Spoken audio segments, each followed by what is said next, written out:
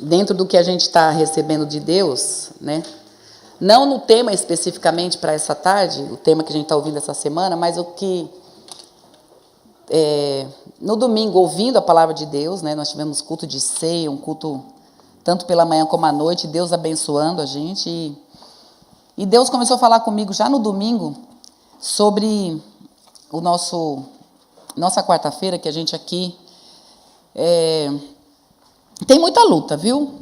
Quem vem aqui a quarta-feira e tem o hábito de estar aqui, em alguns casos, principalmente quem está envolvido mais trabalhando, deve perceber uma resistência. E existe essa resistência. Eu já percebia isso acho que eu já comentei isso aqui, quando nós dirigíamos há muito tempo atrás, quando começamos o culto da tarde, quando não existia, e nós começamos a trabalhar nas tardes, e Deus sempre nos direcionou a trabalhar falando de família, pensando em família, abençoando família. E assim, o que é família? Família é projeto de Deus, invenção de Deus. Deus criou a família para a gente viver nessa terra e ter o maior bem que alguém pode viver nessa terra, é viver em família. Porque não adianta ter tanta coisa, né? Ter muita coisa e não ter família. A gente precisa, né? E Deus é tão lindo que, às vezes, alguém que se converte a Jesus e perde a família, ela ganha outra família, né? Então, não fica sozinho, porque vem para a igreja e tem irmandade, tem gente comprada pelo sangue de Jesus, então a gente se torna irmãos. Você pode dizer amém, meus irmãos, quanto a isso, não é verdade?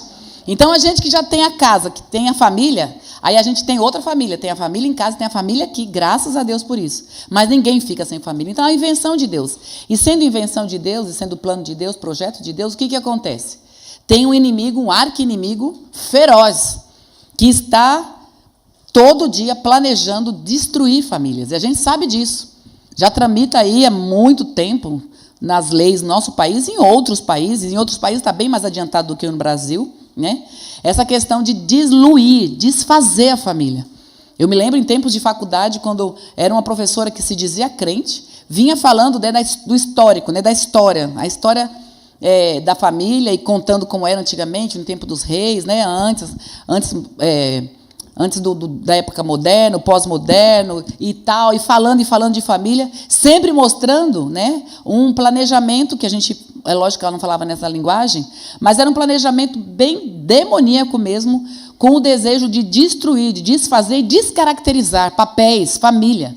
A família precisa de papéis, né? A família tem o marido, que tem o papel de marido, de homem, de provedor, daquele que cuida do sacerdote. A mulher, por sua vez, aquela que cuida da família, aquela que edifica a casa, aquela que mantém a casa como um paraíso, que precisa manter todo mundo guardado. Os filhos na sua obediência, no respeito aos pais e assim por diante. E tudo isso tem um inimigo que tenta diluir, destruir, descaracterizar. E a gente, por mais que a gente tenha um número pequeno, né, não é o culto principal da igreja, que a gente sabe disso, não é o culto que é mais procurado e concorrido, mas existe algo espiritual que eu tenho certeza disso, queridos. Não é porque tem menos pessoas que Deus não está aqui, que os anjos do Senhor não vêm operar e que Deus não faz um estrago no inferno quando a gente ora aqui e abençoa as famílias. Deus abençoa as famílias, eu tenho certeza disso. Não é porque sou eu, é alguém que está fazendo aqui. Não, é porque Deus tem esse plano, tem esse propósito, e a gente está numa guerra, a gente está assim, ó, assim, sem perder a nossa posição, no sentido de sermos aqueles que estão guerreando e abençoando. Quando a gente está aqui, a gente não está aqui pelas nossas famílias apenas, mas pelas famílias que não estão aqui, a família da igreja nossa, da nossa irmandade.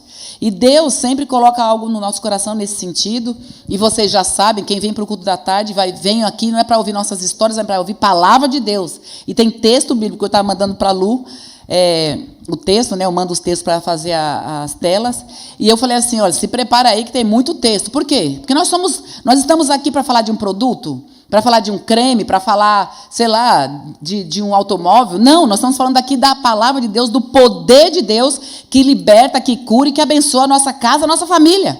E tem textos bíblicos que nos orientam, que nos ensina, né? Então, Deus colocou dentro dessa temática, não, como eu disse, não da semana, mas a temática do nosso ano, a temática da época que nós estamos vivendo. Deus deu para a gente esse ano um tema. Qual que é o tema dessa semana? Dessa semana, desse ano que nós estamos vivendo. Quem é que lembra disso? Quem é que lembra?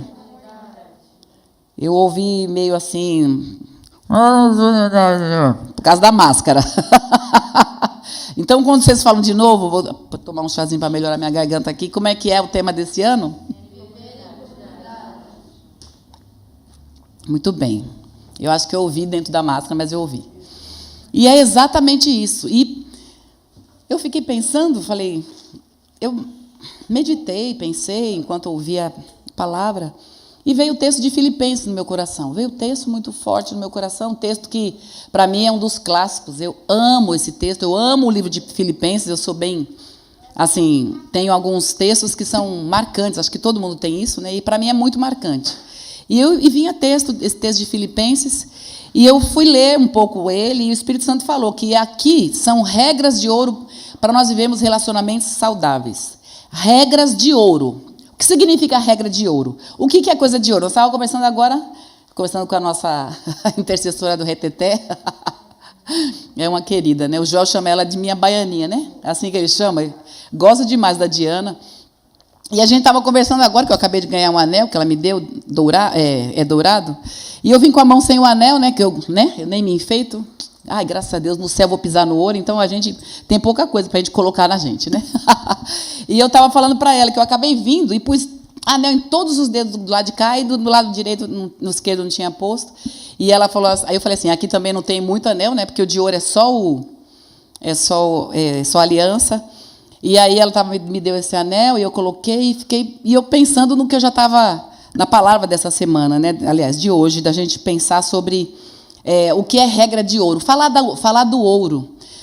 Ouro, que a gente pode olhar dentro dos minerais, é um dos mais caros e um dos mais desejado, né? É bacana a gente ter coisas de ouro. Quando a gente não tem de ouro, né? Aí a gente tem esses que também a gente gosta. Ah, eu amo, com certeza. E ouro é dentro desse tema. Por que nós estamos falando regras de ouro? Porque assim, você tem que usar, olhar, observar e guardar no coração e se ocupar com isso mais do que qualquer outra coisa. Não é assim que as pessoas fazem quando tem ouro? Guarda. Eu lembro quando eu fiz essa aliança tantos anos atrás, já faz tempo, né? Era o pastor Carlos, na época ele estava recém-chegado aqui na igreja da Sueli, e ele trabalhava, né, com essa parte de ourives, sei lá como que era a profissão dele, mas a gente fez 25 anos de casado, eu e o Joel, e pedimos para ele fez. Aí depois, passado um tempo, ele disse assim, vamos, pastor Joel e Léo, vamos fazer uma outra aliança e fazer como é que chama? Uma réplica, para vocês guardarem essa, para vocês colocarem no banco, porque é ouro, né, é perigoso o pessoal pegar. Então, o ouro para nós tem um sentido, né, um sentido de valioso. E eu entendo que a Bíblia toda tem regras valiosas e de ouro, mas aqui, tanto para nosso relacionamento familiar como para qualquer relacionamento, Deus aqui fala em coisas específicas e é por esse texto que nós vamos conversar hoje. Regras de ouro para um relacionamento saudável. E precisa começar onde os relacionamentos saudáveis? Em casa. Né? Não adianta a gente ser aquela pessoa maravilhosa em todo lugar e quando chega em casa não tem nenhum relacionamento com ninguém. Então, isso se torna até farisaico, né? E cristão não é fariseu, graças a Deus. Quando a gente não está bem em casa, não está bem fora. E graças a Deus que a gente pode ser a gente mesmo. Tem aquele dia que não está legal. Mas a gente precisa dar uma olhadinha e pensar nessas regras. O texto, então, vamos ler? Quero ler alguns... o capítulo 2, versículo 1 ao 4. Vamos ler alguns versículos para a gente poder conversar um pouco sobre essas regras de ouro. Eu não numerei, né? Não coloquei 1, 2, 3, 4, nada, mas algumas coisas que a gente vai conversar aqui nesses 3 versículos propriamente. Não é no 1, nós vamos falar do 2, do 3, do 4, primeiramente. Vamos ler, então. Filipenses capítulo 2, a gente está com a leitura aqui da NAA, Nova Almeida Atualizada, e o texto de Filipenses, versículo 1, capítulo 2 diz assim, portanto, se existe alguma exortação em Cristo, alguma consolação de amor, alguma comunhão do Espírito, se há profundo afeto e sentimento, de compaixão, versículo 2. Então completem a minha alegria, tendo o mesmo modo de pensar, tendo o mesmo amor e sendo unidos de alma e mente. Não façam nada por interesse pessoal ou vaidade, mas por humildade, cada um considerando os outros superiores a si mesmo, não tendo em vista somente os seus próprios interesses, mas também os dos outros. Amém? A gente lendo assim, é lindo, né? Lindo. Lindo, lindo. É a essência do cristianismo, né? Muito lindo, muito lindo. Mas, e viver isso aqui? E viver isso aqui no dia a dia?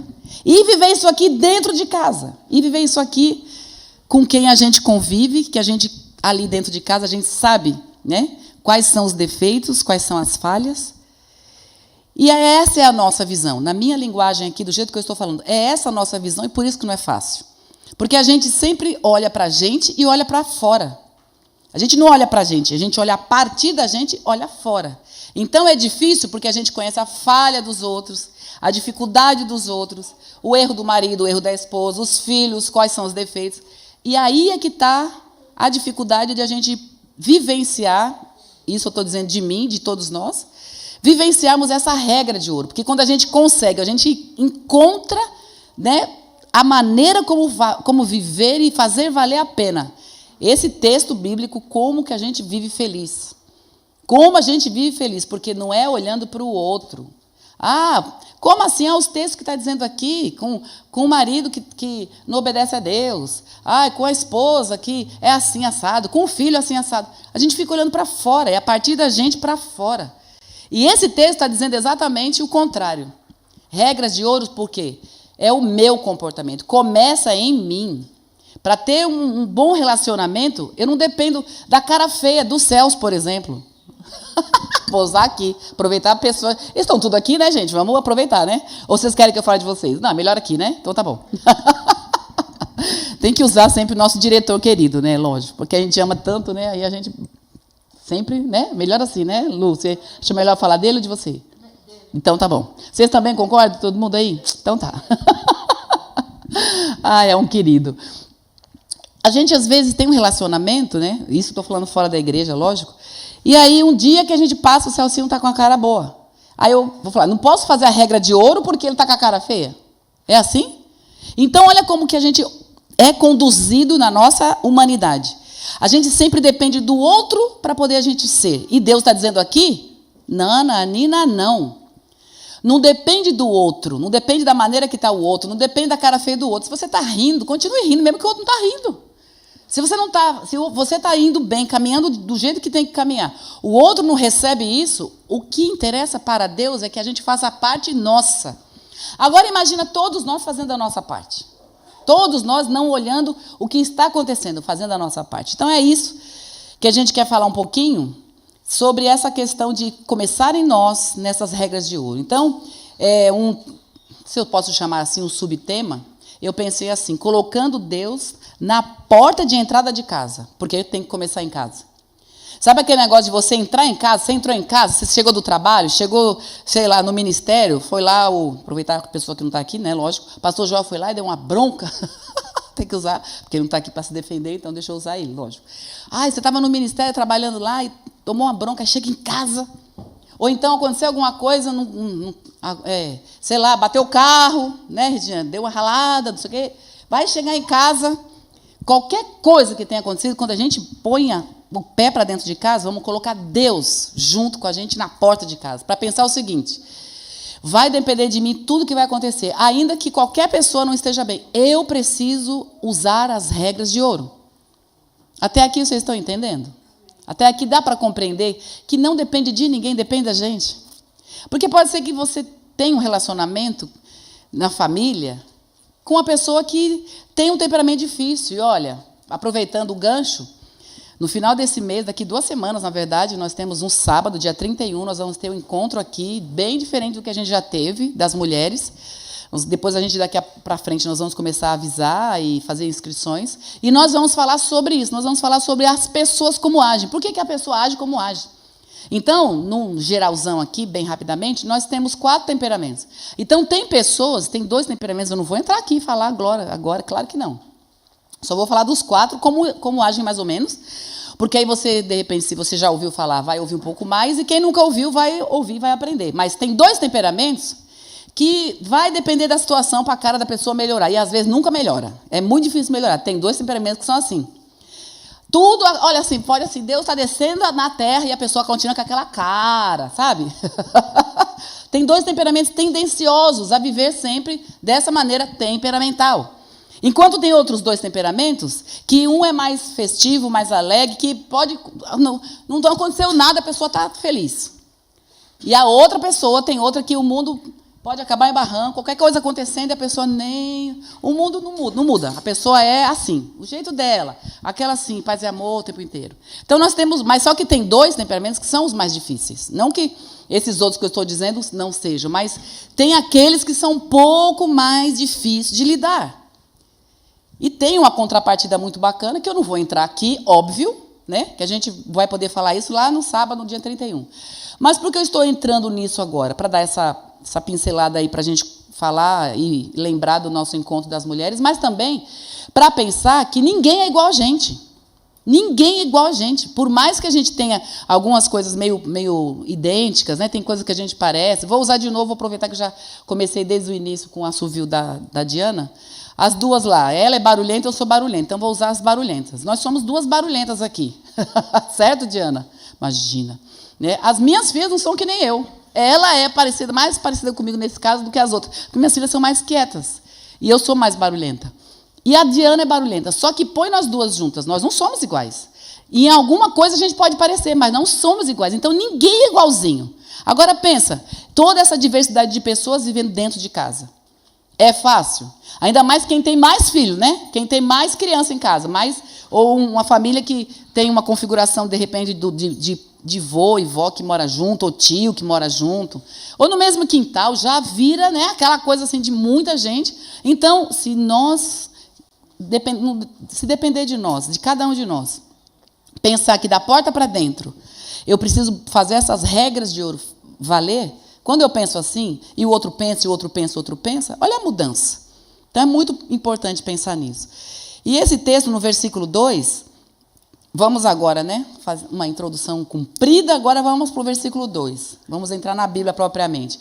Versículo 2 diz aí que do mesmo, nós temos que ter o mesmo modo de pensar. O versículo 2 diz, complete minha alegria, Paulo diz, tendo o mesmo modo de pensar. Eu olho aqui esse mesmo modo de pensar, Deus fazendo, e eu preparando essa ministração, o Espírito Santo falou muito claro no meu coração. Que hoje a gente pode estar aqui, nesse momento, alguém pode estar aqui, ou alguém pode estar na internet, pensando assim, minha família, meu relacionamento com o filho, ou com o marido, ou com a esposa, não tem mais jeito. Eu vou carregando, vou empurrar com a barriga, porque não tem mais jeito, porque não tem como ter o mesmo modo de pensar. O que é o mesmo modo de pensar? Os 2 seguirem para o quê? Para um relacionamento abençoado, para uma casa harmoniosa. Tem alguém aqui que pode estar pensando, nem pensar, já foi, já era, desisti, eu desisto, eu já pendurei a chuteira, não oro mais, não quero mais saber. Eu estou aqui para dizer isso no nome do Senhor, porque eu tenho temor quando eu falo em Deus aqui, mas eu estou falando no nome do Senhor. O Senhor está dizendo nessa tarde, com esse texto da palavra dele, que esse mesmo modo de pensar é para você acreditar, porque Deus está mudando a história de famílias que estão aqui. O Senhor está fazendo o quê? Ele está virando a página. Acredite nisso. Não tem impossível para Deus. Enquanto tiver alguém respirando, a pessoa está respirando, não desista dessa pessoa. Enquanto essa pessoa está, por mais que esteja pintando e bordando, por mais que ela esteja só aprontando, Deus é Deus de milagre, Deus pode mudar, Deus pode transformar a família. E o que o Senhor falou para mim foi isso, muito claro. E eu estou trazendo para vocês. Encorajamento que Deus está fazendo na sua vida nessa tarde, na minha vida, na nossa vida, um encorajamento para que a gente possa pensar que tudo vai ser diferente, e diga glória a Deus, porque Deus está dizendo o seguinte, Ele está dando uma nova chance, tem até uma música, um louvor, né? Uma chance igual a essa, Talvez eu não tenha mais. Pois Deus está dando essa chance. Sabe por quê? Porque Deus tem prazer em abençoar a nossa casa. Deus é mais interessado em ver nossa vida, nossa família harmoniosa, fazendo diferença, a vizinhança vendo. Deus quer mais do que nós. E a nossa casa harmoniosa, você não precisa ficar contando para todo mundo que você é crente. A presença de Deus, a energia que a pessoa fala, né, aí fora, a presença, essa graça de Deus é tão tremenda que vai pegar em quem está em volta. As pessoas vão se sentir atraídas. Então Deus está dizendo, não desista disso. É uma palavra de encorajamento. Esse mesmo modo de pensar não é para você dizer impossível. Peça perdão a Deus agora, diga isso mesmo. Vamos todos nós, mesmo que não seja nós aqui, todo mundo, tem algum outro, diga assim, Senhor, me perdoe. Quem está aí na internet também, diga, Senhor, me perdoe. Porque eu não posso dizer que eu sirvo ao Senhor e dizer que a situação que eu vivo é impossível. Em nome de Jesus. Uma oração dessa pode quebrar a ação do diabo. Amém? Glória a Deus. Não precisa sair todo mundo aqui rodopiando, não precisa sair todo mundo aqui falando língua, labaxé. Deus opera também na quietude. O Espírito Santo opera. Amém? Vamos lá, ainda nesse texto, nesse versículo 2, ainda diz assim, sendo unidos de alma. Isso aqui é muito forte.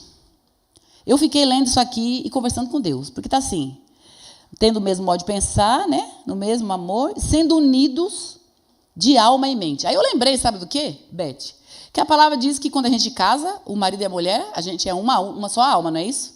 Aí eu fiquei, Senhor, como que é isso aqui? Que aqui não é de casamento que está falando. Quando a gente tem casamento, a gente é casado, a gente é unido na alma. Tanto é que esses relacionamentos que vêm por aí, que teve um, teve outro, quando chega no relacionamento que chega em Deus, irmãos, tem que quebrar as outras alianças, porque você está unido de alma com uma galera que chega aí do mundo atrapalhado, né? Então tem que arrebentar essas coisas todas, senão a sua casa fica rodando lâmpada lá, o seu relacionamento não vai bem.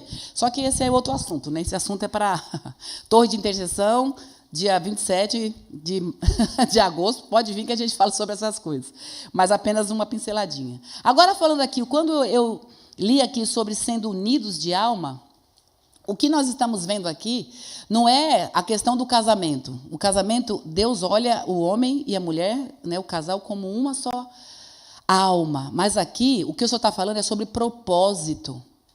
Quantos casamentos que começam e que estão vivendo e atrapalhados porque não têm o mesmo propósito. Cada um tem a sua vida, cada um tem a sua história, cada um tem o seu sonho, cada um tem o seu... Não. Aqui, quando eu estou pensando em casamento, nós estamos falando de relacionamento, aqui o Senhor está falando assim, temos que ter uma mente, uma só mente, um só pensamento. Essa união de alma significa o seguinte, eu vou ceder quando eu precisar. Eu vou ceder para o outro, eu vou ceder para o marido, eu vou ceder para a esposa. Não para o filho no sentido de deixar-o fazer o que quer. Mas tem que ter essa ligação para que Deus opere. Olha o texto que fala aí sobre isso, em Romanos 14, 13. Não sei se eu coloquei aí, Lu, para você. Coloquei? Romanos 14, 13, que diz, portanto, deixem de julgar uns aos outros e, pelo contrário, tomem a decisão, olha o texto que diz, tomem a decisão de não pôr tropeço ou escândalo diante do irmão. Então, aqui está falando sobre decisão. Decisão. Nós precisamos tomar uma decisão de ter essa união de alma. Porque, assim, nós não concordamos com tudo na vida. A gente concorda com tudo? A gente vê uma briga de anos aqui no púlpito, né? Aí em cima. É o pastor corintiano que fala do palmeirense, é o palmeirense que fala do corintiano. Mas isso não tira o quê? A união da alma. Podemos não concordar com algumas coisas. Podemos não gostar das mesmas coisas. Mas quando o assunto é ter harmonia, ter relacionamento, a gente tem que baixar a guarda para fazer com que a glória de Deus se manifeste e a harmonia chegue na nossa casa. É muito sério, muito forte isso que Deus quer, queridos. Espírito de arruaça, de confusão, de intriga, de briga, espíritos malignos de... como é que chama? De mulambo, de nojeira, de sujeira, de relacionamento, eles estão assim, ó, espalhados pelo mundo. Quando eles chegam na porta da nossa casa, eles têm que olhar e falar: eita, aqui eu não posso entrar, porque aqui eles cedem, aqui eles se respeitam, aqui eles têm eles têm união de alma, eles concordam com o que estão falando, eles se abaixam um para o outro para poder concordarem. Quando tem a desavença, eles param. Alguém cede, sempre alguém cede. Imagina, entra na sua casa e fala assim: aquela mulher, aquela louca, o marido dela, eu ponho um monte de coisa de confusão. Aproveitar que nós somos a maioria mulher, né? Então, aquele marido, ele deixa a brecha, aí eu entro, o diabo fala assim, e eu ponho coisa na cabeça dele, e ele vai brigar com a mulher. Mas aquela mulher é crentona, toda hora ela está orando, aí quebra tudo que eu faço. Você pode dizer glória a Deus para essa palavra que eu estou falando, que nós, com o nosso comportamento, a gente destrói o que o diabo faz. Muitas vezes não é só na oração, é a nossa atitude. Eu preciso ter a atitude de abaixar minha cabeça. Você precisa de ter a atitude de abaixar a cabeça, parar de falar, pedir perdão. A nossa atitude, às vezes, vale muito mais do que a oração. Pelo amor de Deus, não venha pensar que eu estou dizendo aqui que eu estou desvalidando a oração. Pelo amor de Deus. Porque a oração é poderosa. Mas aquela mulher que só fica orando, se levantar e não vigiar, não adiantou orar. Entendem, né? Deus é lindo.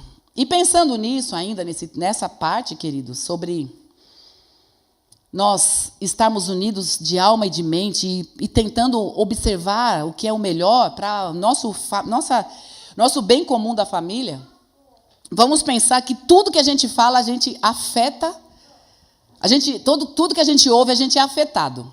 É ou não é? Eu ouvi bastante coisa depois que terminou a vigília, né? Agora, até ontem, no meu Gêmeos, as pessoas estão falando, vira e mexe tem alguém falando, Mateuzinho foi batizado no Espírito Santo, não foi, Mateus? Eita glória, levanta, fica em pé. Olha o tamanho da criança. Foi batizado e foi no seu lugar, né? Você nem desceu, nem foi lá para frente, né? Olha aí. E Deus fez isso com ele e com outros. Glória a Deus, pode sentar.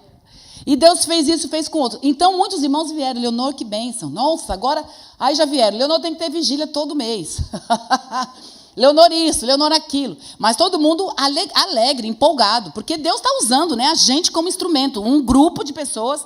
Porque é só eu que estou fazendo? Não. Deus dá a direção, mas tem na segunda-feira a gente estava aqui fazendo uma confraternização com as equipes que trabalharam. Tinha 50 pessoas aqui. A vigília aconteceu, sabe por quê? Porque tinha 50 pessoas. Outros até não estavam.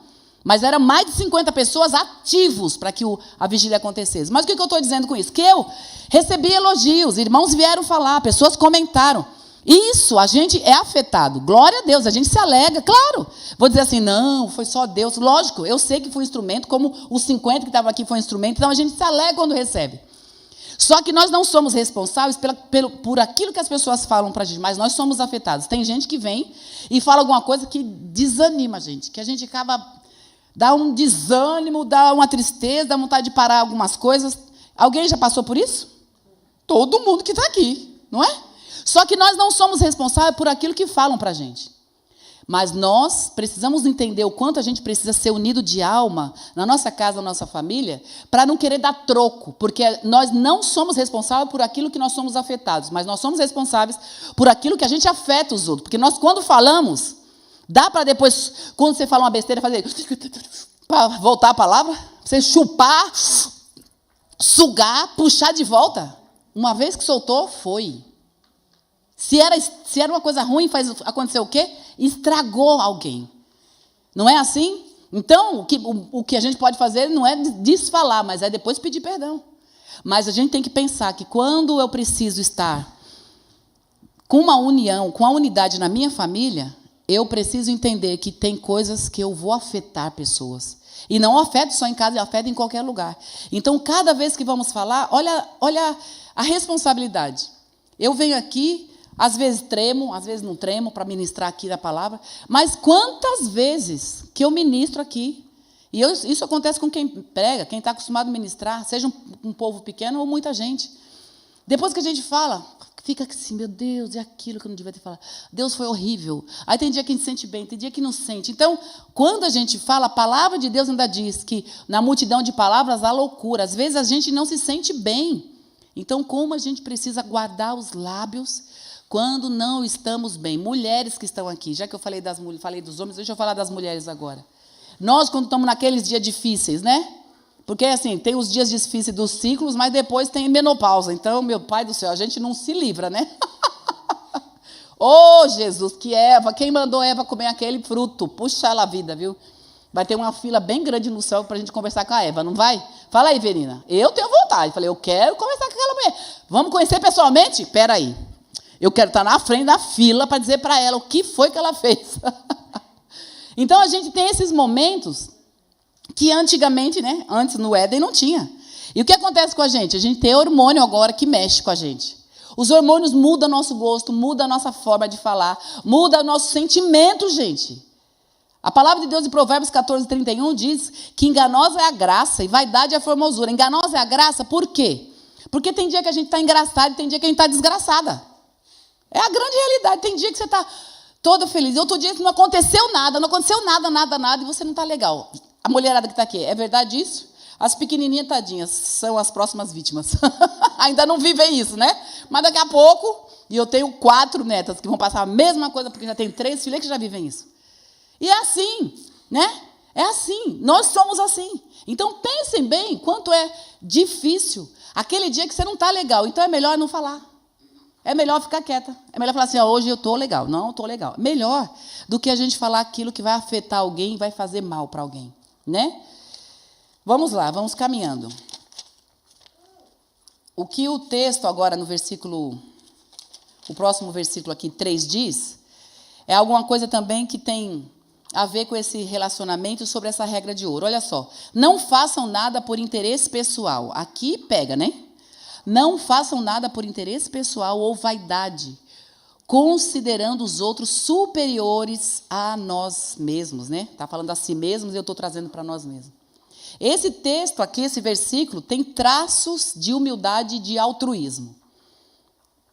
O que é altruísmo? É olhar para o outro, se preocupar com o outro, e não olhar para a gente mesmo, não nos preocuparmos conosco mesmo. Agora eu vou dizer uma coisa, meus irmãos. Nós estamos vivendo uma época que nunca se viu e nunca se ouviu falar de tamanha dificuldade nas gerações que a gente está vivendo hoje, de gente egocêntrica, de gente que só pensa em si, de gente que olha para si, qualquer coisa, motivo. Eu sempre falo, toda vez, quem está aí sempre assistindo na internet, ou quem está aqui sempre me ouve, e eu sempre tenho que entrar na questão de família e falar de filhos.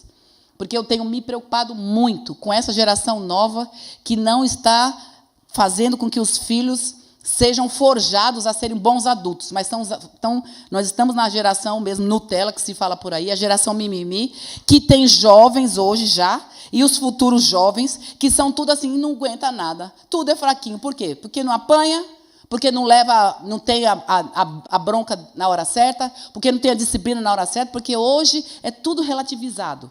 E aí nós estamos vivendo um tempo muito, muito, muito difícil. E eu estou falando isso por quê? Porque quando a gente cria filhos, a educação dos filhos, a gente tem que sempre colocar isso. Eles precisam ser forjados e aprender, como Deuteronômio fala. Fala dessas coisas na entrada, na saída, dormindo, acordando, na hora que for dormir, na hora que acordar, na hora que for comer, na hora que andar na estrada, em todo lugar. Tem que falar da palavra de Deus. E quando está escrito aqui, não fazer nada por interesse próprio, as crianças estão ficando egocêntricas. Porque tudo é eles. Tudo é... Irmãos, vamos combinar, vamos concordar comigo? Os cachorros estão ganhando vantagem, estão sendo entronizados mais do que adulto, mais do que gente. Como é absurdo, você entra às vezes num lugar, você olha as pessoas tratando o bicho que nem gente. Aliás, gente não está sendo tratada que nem bicho. Me permitam, eu não tenho raiva de pet, nada disso. Como você já sabe, minhas calopsitas lá famosas. Eu já tive não sei quantos cachorros agora há pouco tempo, né? Não muito tempo, tive 5 cachorros. Eu gosto de bicho. Mas se você coloca esses bichos acima de gente, me desculpa, isso está errado. E a mesma coisa está acontecendo com crianças. Estão fazendo ser reizinhos. Eu tive uma experiência. Eu não estou querendo falar, mas vou ter que falar. Porque vai ser muito importante. O Brasil vai chegar nisso. O Brasil vai chegar nisso. Nós estávamos na Finlândia, ou era um país lá próximo, não lembro, alguma dessas viagens aí missionárias, e fomos conhecer a igreja, não era Finlândia, era na Finlândia, era uma das cidades que eu não me lembro agora. E as crianças, uns irmãos novos convertidos que estavam lá com o pastor Giordani, A gente conversando sobre as crianças e tudo mais, e eles dizendo assim, que um menino... E esse menino estava perto da gente. Mas era um menino insuportável. Aquele menino que falava com ele, eu fui falar com ele, queria conversar alguma coisa, fui falar, né, arrastar um pouco do inglês lá. O menino fez uma cara para mim assim, tipo assim, falando, eu me senti lixo do lixo, ele falando comigo. Um menino bem arrogante, muito nojento mesmo. E aí, no meio da conversa, não vou lembrar de detalhe, mas no meio da conversa, sabe o que eles falaram? Que lá as crianças não podem ser maltratadas, de jeito nenhum, não podem apanhar. E quando andar, ela falou, essa esposa aí, a mãe dessa criança, andando no shopping, o menino empacou porque não queria tal coisa. E ele começou a chorar. Na hora vieram 2 seguranças para pegar a mulher, para dizer o que estava fazendo com o menino. Se ele não parasse de chorar, ela ia presa naquela hora porque estava maltratando o menino. Ou seja, como diz meu marido, né, numa versão que ele usa aí, o queijo está cortando a faca. E as leis estão desse jeito. Então, por que eu estou entrando falando sobre essas coisas? Porque aqui o texto está dizendo que a gente não pode fazer nada por interesse pessoal. Agora, uma criança que é criada como poderosinho, gostosinho, lindinho, o reizinho que manda, a rainhazinha que manda. Ai, ela é lindinha. Ai, não pode magoar. Ai, ela não pode apanhar. O que nós estamos fazendo? Nós estamos ensinando esse texto bíblico. O texto diz, versículo 3, está lá, põe lá de novo, para todo mundo ver aqui agora, por favor. Lu, está no meu caderno aqui, mas eu quero ler com vocês. Versículo 3. 1, 2, 3. Não foi. Bora. Não façam nada por interesse pessoal ou vaidade, mas por humildade, cada um considerando os outros superiores a si mesmos. Como é que nós estamos criando nossos filhos? Como é que nós, avós, estamos orientando nossos netos a serem rainhazinha da cocada, o reizinho da cocada preta? A sempre ser os coitadinhos, bonzinhos, lindinhos? Aqueles que sempre têm que ter razão. Como que era antigamente as escolas? Né? A gente tem até isso também na internet já. Tem lá em 1980. A criança estava errada, pintou o caneco, não teve nota boa. Está lá a professora sentada, está lá o pai e a mãe do lado, e todos 3 olhando com cara feia para o menino. Por quê? Porque o menino não tirou nota boa e tinha que ter tirado nota boa. Porque ele aprontou, brincou, sei lá. Aí depois tem essa tarja, né? Tem lá a tarja. O menininho desse jeito assim. Aí a outra, 2000 e tanto. Como é que tá? A professora na cadeira, aí está a mãe e o pai, e a criança olhando, já querendo esganar a professora. Porque a professora deu a nota baixa. Ou seja, os pais estão mimando a tal ponto os filhos, que esses filhos nunca vão se enquadrar nessa palavra. Deus está mudando situações nessa tarde para dizer o seguinte: enquanto é tempo, mude o seu relacionamento com seus filhos. Enquanto é tempo, vovó e vovô, mude o seu temperamento, o seu comportamento com os seus filhos. Por quê? Porque nós estamos criando uma geração contrária à palavra. E a gente precisa urgentemente deixar os nossos filhos saber que eles são maravilhosos, nós amamos. Quem ouve eu falando acha assim que eu odeio. Não odeio. Mas nós temos que ter um equilíbrio. Nem tanto exagero, né? Nem para matar ninguém, de bater, mas também deixar fazer tudo para ser o reizinho. Vamos tomar esses cuidados, queridos, porque essa palavra aqui nunca vai valer para eles. Imagine depois que não se converteu, né? Cresce, não se converte, fica lá vivendo a vida dele. Como é que vai chegar nisso aqui? Vai ter que passar por muita quebradeira. Eu pergunto aqui, eu não posso falar porque eu me converti com 15 anos, aleluia, graças a Deus, eu não sofri tanto para poder me converter. Foi pouco tempo, eu tinha pintado e bordado pouco. Agora eu pergunto aqui, quem que se converteu depois de ter já andado muito, feito muita coisa errada e teve que ser quebrado em muitos conceitos? Levante a mão. Levanta mais alto, por favor. Pois é. Eu, adolescente, posso dizer que foi pouco o que Deus me quebrou. Por quê? Porque eu estava andando no início de um relacionamento, né, nem de namoro, de nada. Eu estava me convertendo quando estava conhecendo o mundo. Agora, não é difícil para quem conheceu Jesus depois de algum tempo? Eu pergunto, quem conheceu Jesus de algum tempo, não gostaria de ter conhecido Jesus bem antes? Não é? Não é verdade, né? Não é, Maria Lúcia? Eu escuto isso direto, eu escuto toda vez. Quem conhece Jesus, depois de ter vivido tanto tempo sem Jesus, fala, puxa vida, eu queria muito ter conhecido Jesus antes, mas glória a Deus que Jesus chegou, glória a Deus. Mas evitar aquela situação toda, pensa, só que hoje está na nossa mão. Educar, criar crianças, adolescentes que estão aqui no nosso meio. Não só dentro da nossa casa. Então vejam, para poder evitar passar por tanta coisa. Porque depois Jesus transforma, trabalha na vida, sim. Mas não é melhor primeiro andar com Deus tudo certinho ali, né? Eu falava isso para minha irmã. Ela não está assistindo mesmo, então tudo bem, posso falar. Tudo bem, Su? Eu tenho uma irmã que é 2 anos mais nova do que eu. E eu me converti e ela se converteu logo junto comigo, né?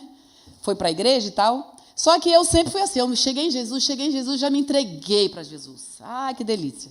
Eu já fui assim, entregue de uma vez, já querendo servir o Senhor e tudo mais. E ela já era aquela meia rabugentinha, né? Jesus, ainda bem que ela não está assistindo. Mas ela é aquela meia durona, assim. Não...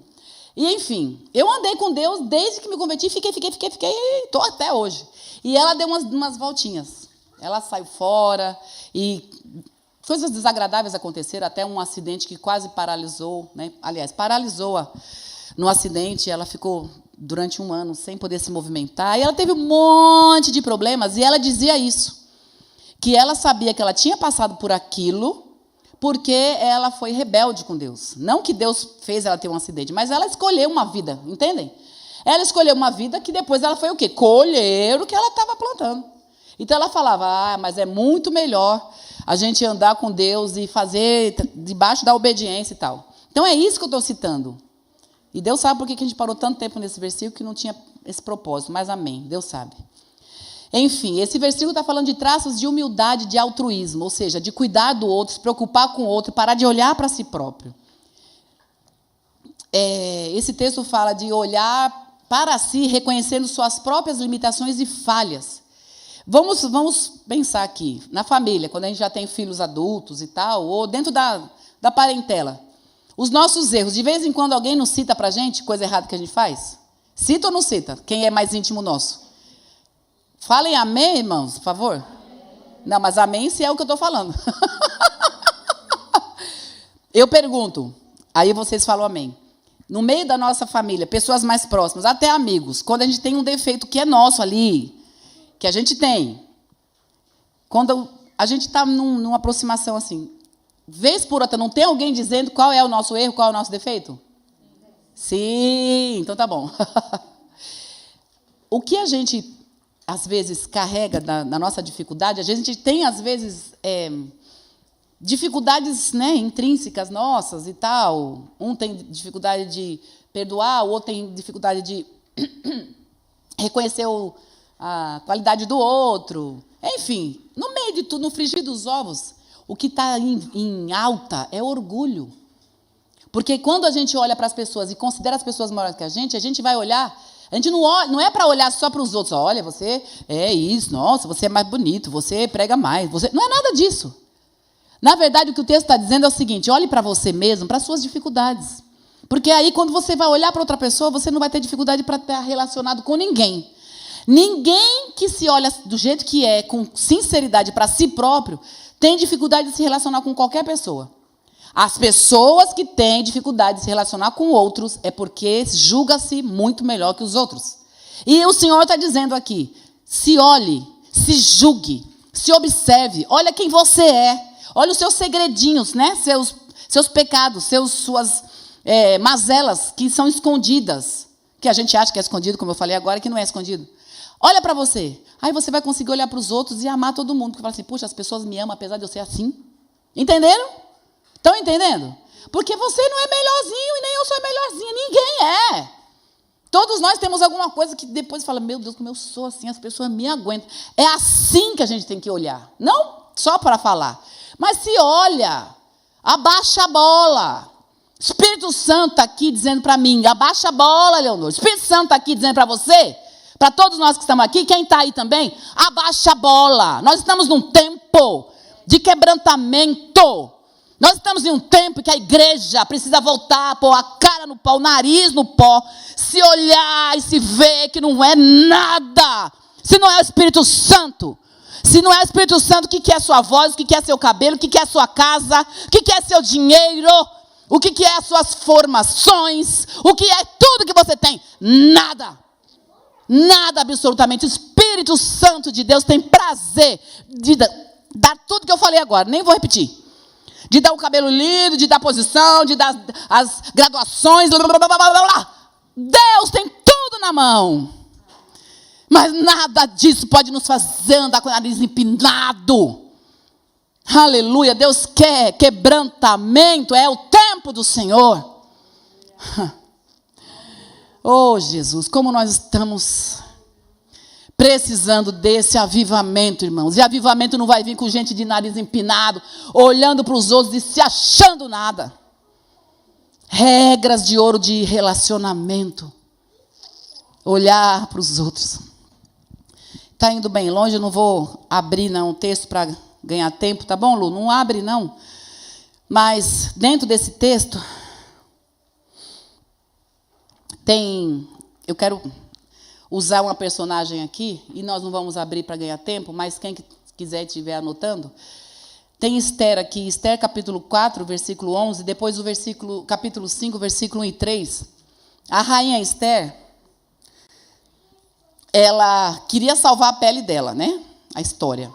Aí, vou contar resumidamente, quem quiser depois leia. Acho que a maioria conhece. Mas olha só, aqui é bem a prática de um exemplo de alguém que considerou os outros superiores. Ela tinha uma posição superior. Ela tinha a condição de olhar para ela e ver que ela seria livre de muitas situações lá que estavam querendo, que saiu uma lei que ia matar todos os judeus. E ela era judia e estava lá no meio, né, da realeza, porque ela era rainha de um povo que não era dela, mas ela estava lá. Só que no momento em que aconteceu uma situação, ela colocou a vida dela em perigo. Ela entrou na presença de um rei, e o rei não podia ninguém entrar na presença dele. E ela, para salvar a pele dos patriotas dela, ela se colocou de oração, de joelho, botou todo mundo para orar, mas ela ousou entrar na presença desse homem, dizendo assim: se eu morrer, morri. E outra tradução que eu gosto muito diz assim: se perecer, pereci. Ela ia perecer por causa do povo dela. Ou seja, ela estava olhando para ela como rainha, poderosona, lindona, gostosona, que tinha tudo lindo, maravilhoso, e um monte de mulher, ela foi escolhida. Nada disso levantou a crista dela. Ela se abaixou e se colocou à posição de serva, que podia levar e o texto fala isso, depois você pode ler. Fala que se ela entrasse na presença do rei, o rei não quisesse, na hora ia ser morta, na hora. Ninguém podia entrar na presença daquele rei. E olha a coragem dela, mas coragem por quê? Porque considerou-se nada. Quando nós nos consideramos assim, nós vamos ter um relacionamento na nossa casa que vai ser exemplo para os demais, porque o mundo está precisando de sal e de luz. E a nossa casa pode ser sal e luz. Amém, meus irmãos? Versículo 4, encerrando, deixa eu ir rapidinho aqui. Versículo 4 diz assim: não tendo em vista somente os seus próprios interesses, mas também o dos outros. Esse texto tem tudo a ver também com o texto que a gente leu agora de Esther. Esther podia estar vivendo a vida dela, querem saber os outros que se viram, eu estou aqui mesmo, já sou guardado, o rei não vai me matar mesmo, o rei vai pôr os soldados, que é lógico. Mardoqueu, o tio dela, falou assim: você acha que você não vai passar por isso? Todos os judeus vão ser mortos, você acha que você aí dentro não vai morrer? Vão matar você. Mas ela, na condição que ela estava, ela sabia que o rei podia falar assim: eu mandei fazer essa lei, eu aceitei, na verdade, a lei, foi enganado, eu aceitei essa lei, mas eu vou botar tudo que é soldado aqui, eu vou salvar ela, pronto, acabou. Era a lei dele, mas ele não tinha força para isso, ele tinha condição. Mas o texto aqui tem tudo a ver, porque diz exatamente isso. Não tendo em vista somente os seus próprios interesses, mas o que é dos outros. Eu estou encerrando e eu quero que você, se você até agora não prestou atenção em alguma coisa, ou você dormiu, ou se você veio super preocupado com alguma situação e tirou a atenção, acorde agora, preste atenção aqui. Porque, olha, todo esse texto que nós estamos lendo tem a ver com egocentrismo e com altruísmo. regras de ouro. É a gente pensar que nascemos egoístas. Você pode dizer assim, eu posso, não sei você, eu não vou obrigar você a falar, mas eu vou dizer, eu nasci egoísta. Porque esse mundo é um lixo. Depois que o pecado entrou, virou lixo. Quem nos tirou do lixo, da nojeira, foi Jesus. Se as coisas mudaram, mudaram por causa de Jesus, porque esse mundo nos deixou fedorentos, maltrapilhos, amaldiçoados. Quem nos tirou a maldição do pecado, de estar na mão dos demônios, de estar nas garras do inferno, foi Jesus Cristo. Sem Jesus não somos ninguém, não somos nada. Nada. Aleluia. E aí, na nossa carne, na nossa humanidade, tem egoísmo. Egoísmo, egocentrismo. E o que é egocentrismo? É um estado de espírito. Todos nascemos nesse estado de espírito. Todos. Sem exceção. Quem repetiu aqui, quem não repetiu. Quem falou aqui, eu nasci egoísta, quem não falou também é. E lá o mundo inteiro. Tem uns mais, outros menos. E aí, pensando por esse texto que fala sobre nós, não olhar para o que é nosso, não olhar para o nosso interesse. Meus irmãos, quantas coisas que a gente pode abrir mão. O principal que abriu mão foi Jesus. O texto restante fala sobre isso, do versículo 5 ao 8. Fala assim, mas sejamos como Jesus, que não teve usurpação, não teve arrogância, não teve nada para dizer, eu sou filho de Deus. Não, ele abriu mão, abriu mão, abriu mão, abriu mão. Gostoso, irmãos, é prazeroso, é glorioso abrir mão, abrir mão, abrir mão. De posição, de tudo, de tudo, de tudo, porque nós não somos nada e ninguém. Jesus que é tudo em todos. Então é tão bom. E esse texto aqui, quando fala sobre olhar para os interesses dos outros, eu pensando que eu posso ter um estado de espírito de egocentrismo, eu preciso dizer para Deus, pedir perdão todo dia, falar, Senhor, me ajuda porque a minha carne é ruim mesmo. Meu espírito está aqui dentro, clama por ti, mas minha carne quer ficar de boa. Minha carne quer bem bom. Então, Jesus, me ajuda.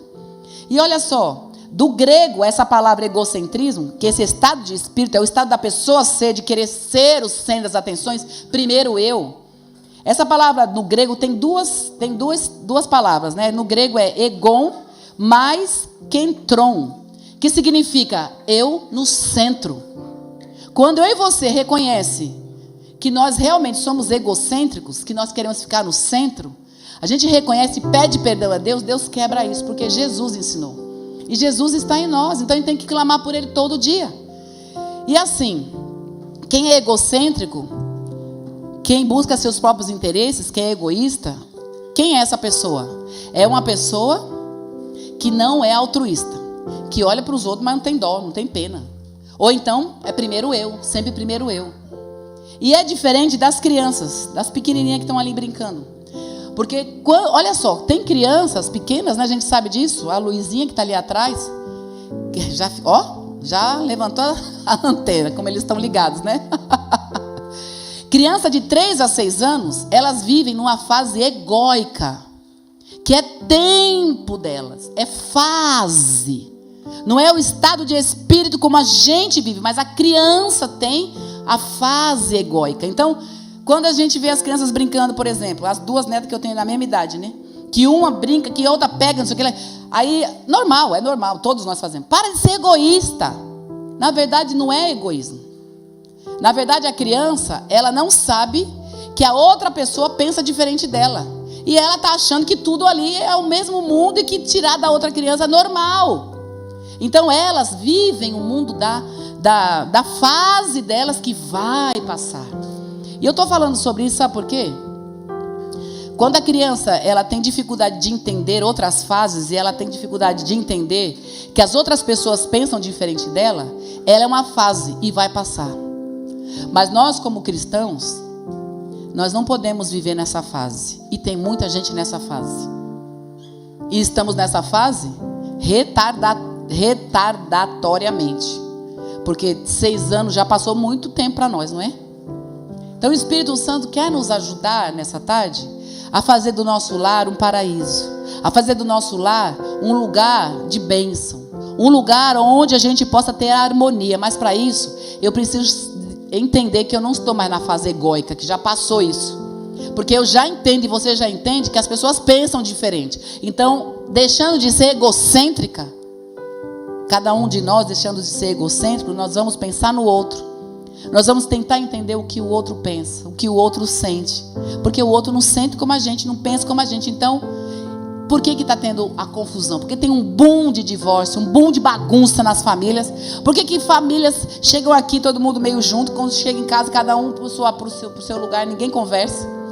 Por causa dessa fase que nós vivemos hoje. As pessoas estão egocêntricas e Deus está nos dando hoje a oportunidade de dizer: podemos mudar a partir de nós. Ah, é o outro. Não é o outro. Sou eu. Ah, mas você não sabe com quem eu sou casado. Nem quero saber. Cada um com seus problemas. Eu também tenho os meus. Mas eu sei de uma coisa. Nosso comportamento alinhado na palavra faz a diferença. Vamos ficar em pé? Filipenses capítulo 2, do 5 a 8, como eu disse. Tenham entre vocês o mesmo modo de pensar de Jesus Cristo, que mesmo existindo na forma de Deus, não considerou ser igual a Deus algo que deveria ser retido a qualquer custo. Pelo contrário, ele se esvaziou, assumindo forma de servo, tornando-se semelhante aos seres humanos. O que você tem, que você se acha tanto, põe na sua mão agora. Faz assim, ó.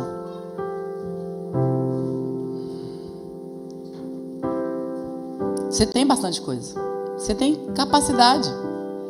Você tem casa própria. Você tem dom, habilidade. Você tem educação. Você tem formação. Habilidades que outros não têm. Você é melhor em algumas áreas que muita gente não é. E aí? Na nossa mão, de uma maneira profética, entrega para Deus agora. Entrega para Deus falar. É apenas um ato simbólico e profético. Levanta sua mão entregando. Lembra agora as suas habilidades. Quem se acha muito bonita aqui, pode levantar a mão. Quem se acha e sabe que faz coisas bem, eu não vou enumerar e nem falar nada, mas aquilo que você sabe que faz bem, isso não é pecado, é bom. Qualidade que você tem. Levanta para Deus e diga para Deus: é teu, Senhor. Eu não posso me valer dessas coisas para maltratar ninguém, principalmente quem é da minha casa, da minha família. Diga para Deus: Deus, eu não posso me valer de tantas coisas que eu sou e sei fazer e posso fazer para viver no inferno na minha família, na minha casa e no meio da irmandade e onde eu ando. Eu preciso ter humildade, simplicidade. Diga coisas desse tipo para o Senhor. Eu estou dizendo também, eu estou orando também, não estou só dizendo para você orar. Oh Deus, nos esvazie, nos ajude a aprender a nos esvaziar como Jesus se esvaziou. Ah, Senhor, o mundo seria muito diferente, muito diferente. Mas não é o mundo inteiro que está ouvindo isso, somos nós. Então nos ajude a ser diferente, Senhor. Que comece na nossa casa, nos ajuda, nos ajuda. Em nome de Jesus, nos ajuda. Eu quero encerrar com o texto de Coríntios, capítulo 2, capítulo 2 não, 2 Coríntios 10, 4 e 5, que fala sobre como é que a gente guerreia, como é que a gente luta. Fala sobre as armas da nossa milícia. 2 Coríntios diz: porque as nossas armas dessa nossa luta não são carnais, mas poderosas em Deus para destruir as fortalezas, destruir os raciocínios. Não é na nossa força, é no Senhor. Amém?